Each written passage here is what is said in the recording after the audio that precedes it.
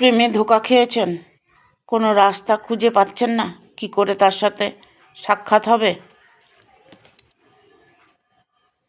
তবে আপনার সাথে তার সাক্ষাৎ অবশ্যই হবে। আপনি আপনার কর্ম করে যান।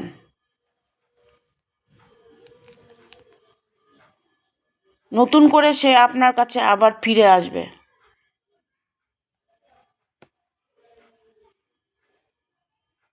সে পুরনো কিছু ভুলে গিয়ে আপনাকে নতুন করে কিছু বলতে চাইছে।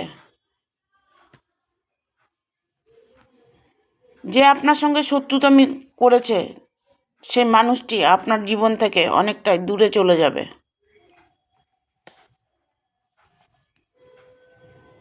আপনার মানুষটি তার ভুল বুঝতে পেরেছে, তাই সে আপনার কাছে ফিরে আসার প্রস্তুতি নিচ্ছে।